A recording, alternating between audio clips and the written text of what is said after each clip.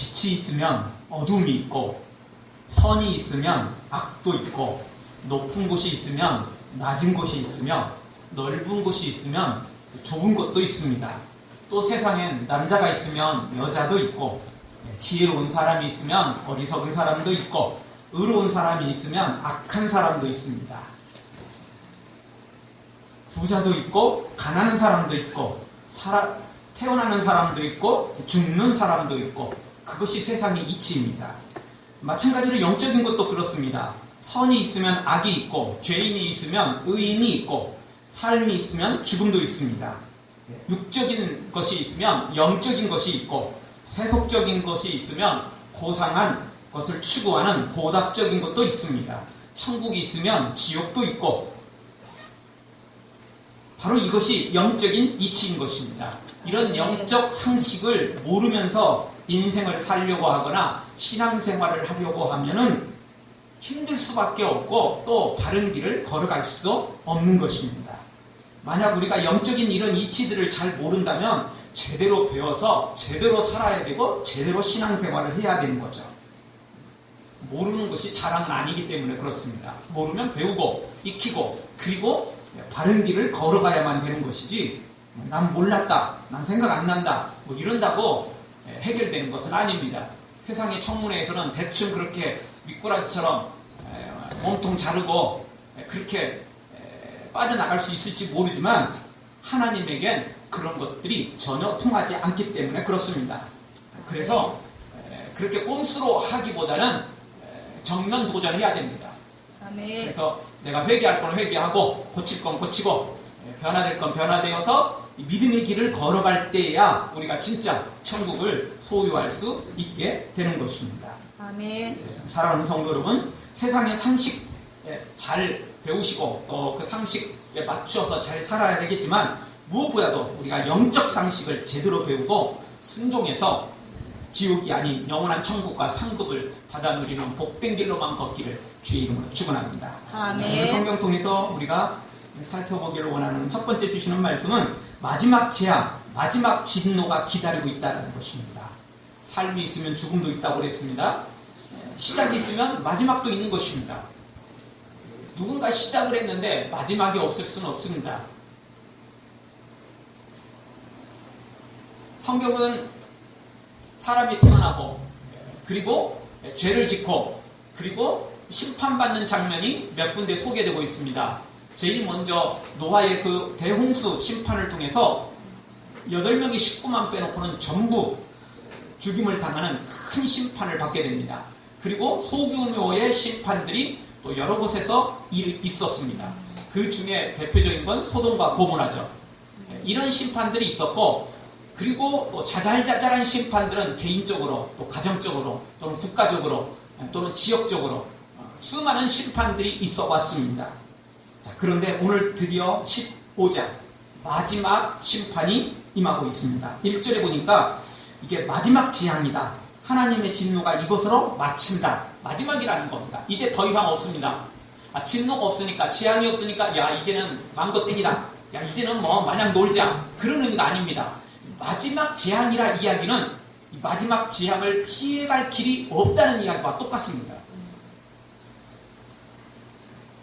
그렇게 쉽게 넘어갈 거라면 오늘 이렇게 마지막 재앙이다, 마지막 진노다 라고 강조하지도 않을 것입니다. 다 피해가고 다 도망가고 다 빠져나가면 누가 이렇게 이야기를 할 필요가 있겠습니까? 이것은 도저히 빠져나갈 수 없는, 악인들은, 죄인들은 절대 빠져나갈 수 없는 마지막 경고이며 마지막 기회라는 말입니다. 이 마지막이라는 말, 여러분, 사람이 처음부터 끝까지 열심을 내야 되고 최선을 다해야 되고 뭐 그러는 건 좋습니다. 그런데 우리가 사람인 이상 처음부터 마지막까지 잘하는 것은 현실적으로 어렵습니다. 그렇죠? 마음도 해이해지기 쉽게 되고 긴장이 풀려지기도 하고 뭐 이러는 거 아니겠습니까? 그런데 놀다가도요, 자다가도요, 딴짓하다가도요, 마지막이라고 하면 정신 바짝 차려야 됩니다. 그렇지 않습니까? 기회가 주어졌다면 그냥 이거는 도전 한번 해볼까? 시험 삼아 한번 해볼까? 그럴 수도 있지만 마지막이라면 그런 건 못하는 겁니다. 그렇지 않습니까? 마지막이라면 모든 것을 다 집중을 해야만 되는 거죠. 왜? 진짜 마지막이니까. 이게 마지막이니까. 근데 우리가 뭐 직장을 도전하거나 또는 어떤 사업을 도전할 때 이거 안 되면 뭐 오늘 이게 마지막이야. 이거 안 되면 다른 거 할 거야. 그러면 실제로는 그게 마지막은 아니에요. 그렇죠? 그 일의 마지막일 뿐이지 인생의 마지막은 아니라는 것입니다. 그런데 오늘 이 15장의 이 마지막은 모든 게 마지막이라는 겁니다. 하나님의 재앙도 마지막, 우리 인생에 살아가는 것도 마지막, 이 지구가 있는 것도 마지막, 천국과 지옥을 결정하는 순간도 마지막이라는 거죠. 더 이상 없다는 거예요. 아무것도 없다는 겁니다. 이제는. 더 이상 기회는 주어지지 않는 거죠. 그러니까 이 마지막은 반드시 내 것으로 삼아야 됩니다. 정말 이제 우리식으로 말한다면 젖 먹던 힘까지 동원해서 이 마지막을 내 걸로 삼아야 돼요. 아멘. 죽는 한이 있더라도 이 기회는 내 걸로 삼아야 된다. 아멘. 그렇지 않으면 진짜 죽어버리거든요. 그렇지 않으면 진짜 지옥에 떨어지게 될 거거든요. 그러니 이 마지막만큼은, 이 마지막 지향만큼은, 이 마지막 기회만큼은 절대 놓쳐서는 안 된다는 것입니다. 사람이 뭐 죽으려면 무슨 짓을 못하겠습니까만은 그래도 천국과 지옥을 결정하는 이 순간만큼은 절대 그래서는 안 됩니다. 아무리 사람이 막 살아도 이 마지막 순간에는 절대 그래서는 안 됩니다.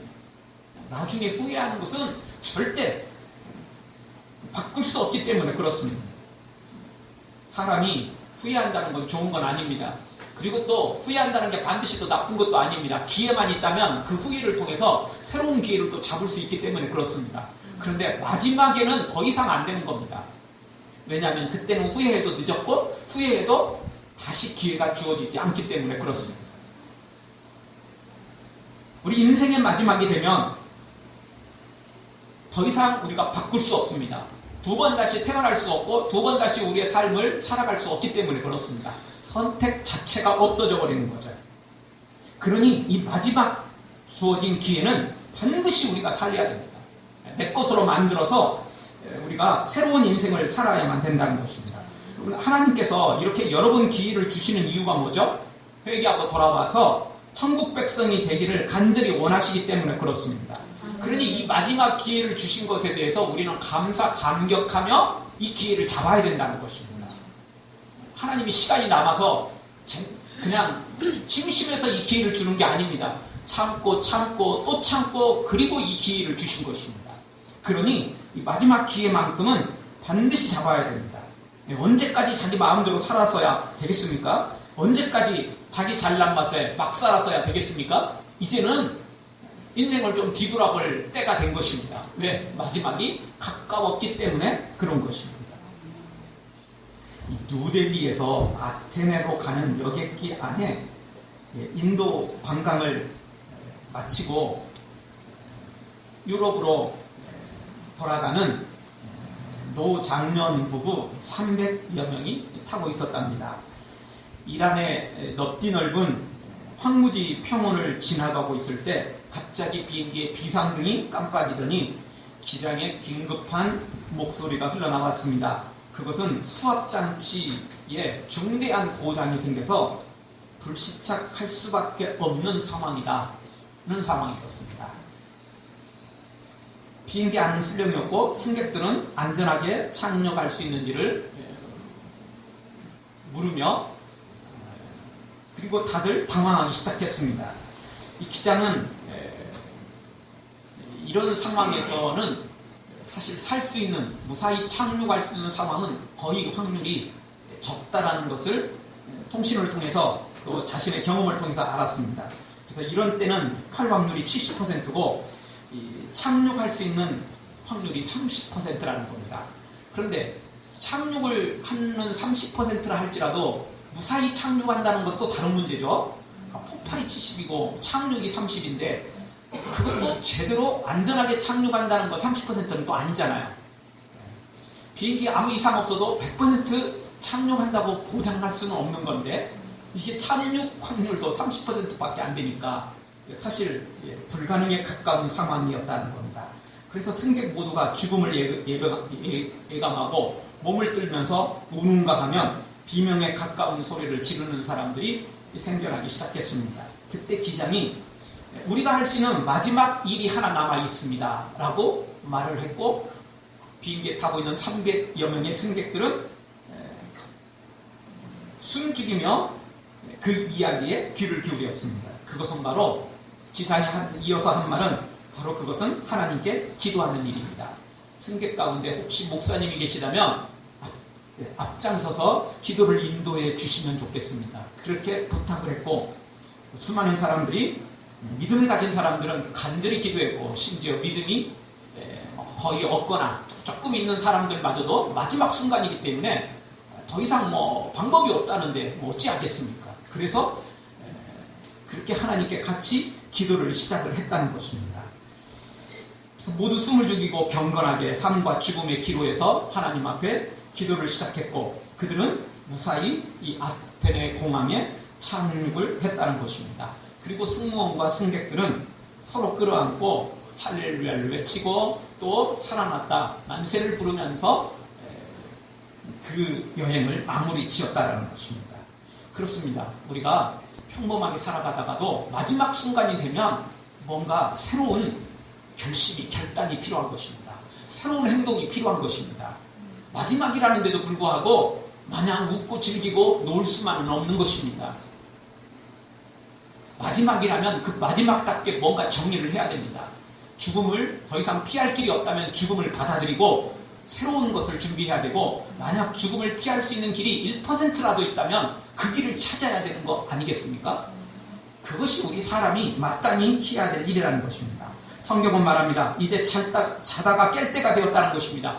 밤이 깊고 낮이 가까웠으니 어둠의 일을 벗어버리고 빛의 갑옷을 입으라고 말합니다. 모든 죄를 회개하고 의인의 길, 믿음의 길, 생명의 길, 천국의 길을 걸으라라고 우리에게 가르쳐주고 있습니다. 왜? 이게 마지막 순간이기 때문에 더더욱 우리가 깨어서 이 마지막 기회를 잡으라고 말씀하고 있습니다. 사랑하는 성도 여러분, 다시 한번 오늘 1절 마지막 재앙입니다. 마지막 하나님의 진노가 우리에게 다가오고 있다는 것입니다. 이 마지막 순간을 놓치지 말고 회개하고 죄를 버리고 믿음의 길로 걸어가서 이 마지막 재앙에 지옥에 떨어지는 심판으로 이어지지 말고 도리어 이 위기를 벗어나서 천국의 영광을 취하여 얻는 복된 성도들 되어지기를 주의 이름으로 축원합니다. 두 번째 주시는 말씀은 승리의 노래를 부르는 곳에 우리가 함께 있어야 된다는 것입니다. 마지막 재앙, 마지막 기회를 놓쳐버리고 이 마지막 재앙을 이겨내지 못하고 심판받는 자리가 아니라 우리는 승리의 노래를, 승리의 찬가를 부르는 곳에 함께 있어야만 되는 겁니다. 죄를 회개하고 악을 버리고 믿음의 길을 걸어가는 것은 하루라도 빨라야 되지만 그래도 이 마지막 순간이라도 기회를 잡으면 우리는 영원한 천국을 소유할 수 있게 되는 것입니다. 이 마지막 기회도 놓쳐버리면 더 이상 우리에게는 소망이 없어지는 것입니다. 여러분, 사람들은 누구나 다 승리의 노래를 부르길 원합니다. 악인들조차도 승리의 노래를 부르기를 원하지 않습니까? 네, 악인들일수록 더 그런 소망이 더 큽니다. 예, 이번에 제대로 저놈들한테 한 방 먹이고 제대로 이번에 배신을 제대로 때려서 이번에 제대로 한 방 제대로 뭔가 한번 이루자, 뭐 이런 거 아닙니까? 그리고 다 끝나서 우리 정말 술판 버려서 신나게 놀고 먹고 마시자, 뭐 이런 것들이 더 악인의 더 큰 마음 아니겠습니까? 세상에는 이런 악인들도 승리하고 성공의 축배의 노래를 부르면서 만끽하길 원하는 것, 이게 사람의 마음인 것입니다. 그러나 이런 것들은 세상에서나 통용되는 것입니다. 악인들이 세상에서 번창하고 잘 될 수도 있고 뭐 혁명을 일으키고 쿠데타를 일으키고 또 배신을 해서 악인들이 잘 되는 것도 세상에는 있습니다. 그러나 하나님의 나라에서는 어림도 없는 일입니다. 하나님의 나라는 절대 요행이라는 것은 없습니다. 단 0.001%의 오류도 없습니다. 완벽한 증거와 완벽한 재판이 이루어지기 때문에 그렇습니다. 따라서 아무나 승리의 노래를 부를 수 없는 겁니다. 부르고 싶지만 부를 수 없어요. 왜죠? 심판을 받는데, 재앙을 받는데 어떻게 노래가 나오겠습니까? 눈물이 나오고 후회가 있고 슬픔이 있고 고통이 있을 수밖에 없는 것입니다. 더 이상 승리의 노래는 꿈도 못 꾸는 거죠. 내 발에 지금 불이 떨어졌는데 무엇을 생각할 수 있겠어요? 아무것도 생각 안 나는 것입니다. 그들은 예전에 승리의 노래를 부르고 싶었다라는 그 소망마저도 기억할 수 없을 만큼 엄청난 재앙에 빠지게 될 것입니다. 따라서 오늘 우리는 그런 기회를 확실히 잡아서 우리는 무슨 일이 있어도 이 재앙의 자리가 아니라 이 승리의 노래를 이 부르는 자리에 함께 해야만 된다는 것입니다. 자, 그러면 누가 이 승리의 노래를 부르게 됩니까? 원한다고 되는 거나요? 아닙니다. 자격이 오늘 성경에 소개되고 있죠? 자, 2절 중반절을 보십시오. 2절 중반절에 보니까 짐승과 그의 우상과 그의 이름의 수를 이기고 벗어난 자들이 승리의 노래를 부르게 됩니다. 짐승과 그 우상과 짐승의 수를 이겨서 벗어난 자들. 한마디로 말한다면 사탄의 유혹, 사탄의 시험을 이겨낸 자들. 죄에서 벗어나서 의인의 길을 걸어가는 사람만이 바로 이 승리의 노래를 부를 수 있는 자격이 주어진다는 것입니다. 사탄의 시험에 빠진 자들, 사탄의 함정에 빠진 자들, 이 지옥의 그 함정에 빠진 자들, 그들은 이 승리의 노래를 부를 수가 없는 거죠. 함정에 빠졌는데, 재앙에 빠졌는데, 심판의 자리에 들어가 있는데 어떻게 부를 수 있는 자격이 주어지겠습니까? 그들은 부를 수 있는 자격이 주어지지 않습니다. 누구만? 죄에서 탈출한 사람, 지옥의 심판에서, 재앙에서 거기서 탈출한 사람만이 이 승리의 노래를 부를 수 있는 자격이 주어지게 되는 것입니다. 따라서 우리는 무슨 일이 있어도 이 죄에서 탈출해야 됩니다. 이 사탄의 시험에서, 아멘. 유혹에서 탈출해야 됩니다. 아멘. 그래야 이 승리의 노래를 부를 수 있기 때문에 그런 것입니다. 사랑하는 성도 여러분, 사탄의 유혹에 넘어가지 말고, 세상의 유혹에 넘어가지 말고, 세상의 쾌락에 빠지지 말고, 거기서 탈출해서 온전히 이렇게 승리의 노래를 부를 수 있는 그 자격, 그 자리에 함께하는 성도들 되어지기를 주의 이름으로 축원합니다. 또 어떻게 찬양하고 있습니까? 이 승리의 노래를 어떻게 부르고 있죠? 2절 하반절에 보니까 이 승리의 노래를 부르는데 하나님의 검은고를 가지고 승리의 노래를 부르고 있습니다. 무반주 음악도, 무반주 노래도 괜찮긴 하지만 무반주는 별로 재미없습니다. 노래답지 않습니다. 아무리 봐도 노래다운 노래를 부르려면 반주가 있어야 됩니다. 배경음악이 있어야 됩니다. 그래야 분위기도 잡히고, 그래야 듣는 사람도 좋고 부르는 사람도 좋은 것입니다. 시 한 편을 읽어도 배경음악이 있어야 분위기 잡히는 것입니다. 노래야 두말할 것도 없죠. 반주가 있느냐 없느냐에 따라서 노래는 천지 차이가 나는 것입니다. 아무리 노래를 잘 부르는 사람도요, 반주가 없으면 음이 처지게 돼 있어요. 나중에 가면 음이 떨어져요. 반주가 있어야 되는 거죠. 그런데 이 천국의 노래도 하나님께서 검은고를 주십니다. 세상의 검은고가 아니고 하나님의 검은고를 주시죠. 그래서 그 검은고에 맞춰서 노래를 부를 수 있도록 그렇게 해주는 거죠. 안 그래도 기쁘고 감사한데 이 검은고 때문에 더 흥겨워지고 더 행복해지고 더 승리의 노래를 더 힘있게 부르게 되는 것입니다. 그 다음에 어떤 노래를 부르게 되죠? 자, 이 노래의 제목이 있습니다. 이 노래를 부르는데 그냥 각자 알아서 부르는 건 아니고 노래의 제목이 있습니다. 이 제목에 따라서 노래를 부르는데 3절에 보니까 이 노래의 제목이 무슨 노래입니까? 모세의 노래, 어린 양의 노래입니다. 이 노래의 제목입니다. 내용이 그렇습니다. 모세의 노래, 어린 양의 노래. 사실은 어린 양의 노래인데 이제 예표로 모세의 노래를 지어진 겁니다. 어린 양의 노래가 우리가 뭔지를 잘 모르니까, 왜냐하면 이 마지막 순간을 경험하지 못했잖아요.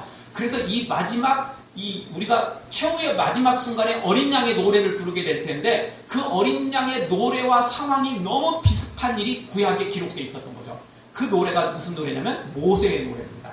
자, 2절에 보니까 그 유리 바다 같은 것이 있고 그 바다 곁에 서서 노래를 부르는 장면이 나오죠.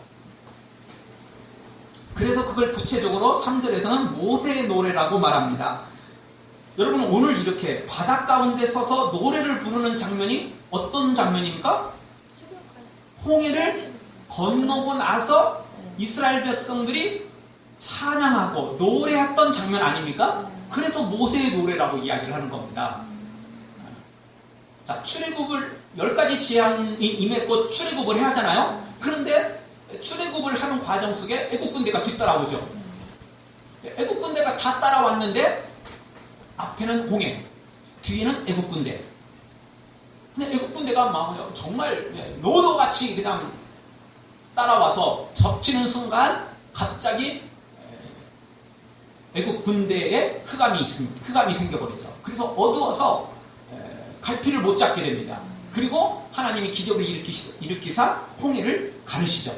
그리고 그 홍해를 거의 건너가는 순간 드디어 애국 군대가 이 어둠에서 풀려납니다. 그래서 홍해가 갈라져 있으니까 이스라엘 백성들을 쫓아서 홍해를 자기들도 지나서 애국 군대가 이스라엘을 물리치려고 하죠. 그러는 순간 이스라엘 백성들은 홍해를 다 건너고 홍해는 물이 합쳐지는 바람에 애국 군대는 수장당해버립니다. 그래서 애국 군대는 대부분이 다 그 홍해에서 죽음을 당하게 되는 거죠. 그리고 애국 군대는 이렇게 죽고 이스라엘 백성들은 그 악한 애굽의 종살이를 끝나고 그 억울한 정말 한이 많았던 그 종살이를 끝내고 드디어 해방받고 승리의 노래를 부르는 장면이 바로 이 홍해에서 구원받은 장면입니다. 그럼 오늘 바로 그 노래하고 연결을 짓고 있습니다. 우리식으로 말한다면 일제 강점기 그 35년 6년 동안 그 고통을 받다가 1945년 8월 15일 광복절을 맞이해서 만세를 부르고 정말 축제를 벌인 것과 똑같다는 거죠. 그런 광복의 기념이고 그리고 행복의 기념을 하는 날, 바로 그날이 오늘 이렇게 승리의 노래, 이 어린 양의 노래, 그래서 또 다른 것으로 이 모세의 노래라고 별명이 주어질 만큼 이 상황을 우리에게 가르쳐주고 있는 것입니다. 이 꿈과 같고 영화도 같은 바로 이 장면의 노래를 부르게 된다는 것입니다. 여러분 여기서 누가 시켜서 할까요? 8.15 광복절이 생겼는데 니네들 밖으로 거리로 쫓아나와서 만세 안 부르면 니네들 죽인다. 누가 이랬나요? 아니에요. 일본 놈들한테 빌어붙었고 잘 먹고 잘 사는 놈들은 절대 밖으로 안 나왔겠죠. 더 숨어 들어갔겠죠. 증거 없애느라고 바빴겠죠. 그런데 그렇지 않은 사람들은 일제에 그 앞제에 있었던 사람들은 모두가 다 뛰쳐나와서 승리의 노래를 부르지 않았겠습니까? 그럼 누가 시켜서 하는 게 아니고 자동으로 나오는 겁니다. 왜? 너무 기쁘니까. 오늘 성경 이 마지막 순간 사탄이 얼마나 성도들을 죽이려 했습니까? 교회를 죽이려 했습니까? 그 엄청난 핍박을 이겨내고 이제 드디어 사탄이 심판받았는데, 모든 죄인들이 심판받고 우리는 구원받았는데 이 승리의 노래를 자동으로 나오지 않겠습니까? 자동으로 부르지 않겠습니까? 그래서 오늘 이렇게 모세의 노래, 어린 양의 노래를 부르게 되는 장면이 오늘 성경에 소개되고 있습니다. 그러면 마지막에 웃는 사람이 진짜 웃는 사람입니다. 계속해서 웃다가 마지막에 우는 사람, 그건 우는 사람입니다. 여러분 스포츠 경기, 지금 우리나라도 월드컵 축구 예선을 하고 있는데 참 어렵게 가고 있죠. 감독이 잘리고 지금 참 쉽지 않은 길을 걸어가고 있습니다. 그런데요, 마지막에 웃으면 또 웃는 겁니다. 사실 초반에 잘 나가다가 웃으면 탈락하면 아무 소용 없는 겁니다. 전반전 후반전 다 끝날 때까지 이겨도요, 마지막 순간에 역전골 내주면 그 지는 겁니다. 중요한 건 마지막에 웃어야 된다는 거죠. 마지막이 중요한 것입니다. 처음이 중요한 게 아니에요. 물론 처음부터 끝까지 다 이기면 제일 좋겠지만 그렇게 못한다 할지라도 마지막은 이겨야만 된다는 것입니다. 사랑하는 성도 여러분, 지금 우리가 가는 이 믿음의 길은 사탄의 시험이 있고 사탄의 공격이 있습니다. 그래서 참 우리가 하나님의 기적으로 승리 찬양을 노래를 부르기도 하고 간증을 하기도 하지만 많은 부분에서 어려운 일이 있고 힘든 일이 있고 눈물이 있고 아픔도 있는 게 사실입니다. 그러나 마지막에 웃으면 그 모든 슬픔과 아픔들, 눈물들은 기억도 나지 않습니다. 그리고 도리어 더 큰 기쁨, 여러분 어렵게 얻은 것일수록 더 귀한 거 아닙니까? 어렵게 얻을수록 더 행복한 거 아니겠습니까? 공짜로 얻은 것은요 그렇게 행복하지 않습니다. 그런데 어렵게 얻은 것은, 극적으로 얻은 것은 정말 그 감동은 말로 할 수 없는 것입니다. 우리가 바로 그런 믿음의 길을 하나님께서 우리로 걷도록 해주신다는 것입니다. 종교개혁자 마르틴 루터는 꿈속에서 하나님의 심판대 앞에 섰답니다. 자기가 범한 죄들이 그대로 열거되는 바람에 루터는 아무 말도 못하고 맞습니다. 시인을 할 수밖에 없었답니다. 그런데 그때 예수님의 피가 모든 사람의 모든 죄에서 깨끗하게 하신다라는 하나님의 말씀이 그 벽에 기록된 것을 보고 루터는 용기를 가지고 그 절망과 그 아픔 가운데서 탈출을 해서 도리어 예수님을 찬양하기 시작했다는 것입니다. 그렇습니다. 우리가 예수님의 피로 씻은 바 되기만 하면 우리의 어떤 죄도 다 용서함을 받고 우리가 새롭게 태어나게 되는 것입니다. 이 예수님의 십자가 보혈을 믿고 이제 우리가 말씀대로 살아가기만 하면 이 놀라운 승리의 노래를 우리가 부를 수 있는 자격이 주어진다는 것입니다. 사랑하는 성도 여러분, 진짜 이제 마지막이 되어가고 있습니다.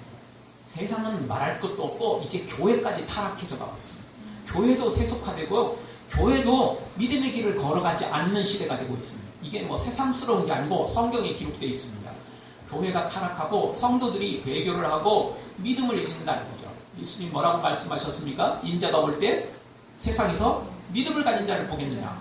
그만큼 믿음이 식어지고 세상의 문제가 아니라 교회가 타락한다는 거죠. 성도들이 타락한다는 겁니다. 가짜 믿음을 가진 사람들이 많아진다는 것입니다. 이런 때 우리가 정말 참 믿음을 간직해서 우리와 같은 자를 부르신 주님께 감사하면서 이제 믿음의 길을 걸어가 최후의 극적인 이 역전을 이루고 최후의 승리의 노래를 불러 그 영광에 함께 동참하는 복된 성도들 되어지기를 주의 이름으로 축원합니다. 하나님의 은혜로 있을 데 없는 자 왜 구속하여 주는지 난 알 수 없도다. 날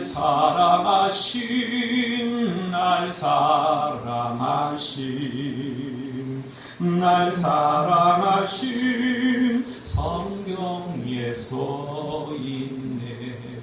나 같은 죄를 선택해서 이 죄에서 건지시고 천국의 길로 인도해 주신 주님 은혜에 감사하면서 나를 사랑하셔서 이 땅에 오셨고 지금도 나를 사랑하셔서 기회를 주시고 지금도 나를 사랑하셔서 부르시는 그 주님 앞에 이제는 믿음으로 반응하고 그 주님만 따라감으로 이 복된 길 그리고 승리의 노래를 부르는 하나님의 사람들로 세워져 가기를 주의 이름으로 축원합니다. 아멘. 기도하겠습니다. 통성으로 한번 잠깐 기도하기를 원합니다. 주님, 이제 마지막 재앙이 우리 앞에 펼쳐지고 있음을 우리 성경이 가르쳐 주셨으니 이제는 자다가 깨게 하여 주옵소서. 이제는 정말 모든 어둠을 버리고 죄를 버리고 이제는 이 믿음의 길로만 걷게 하여 주시옵소서. 주님, 우리가 이 승리의 노래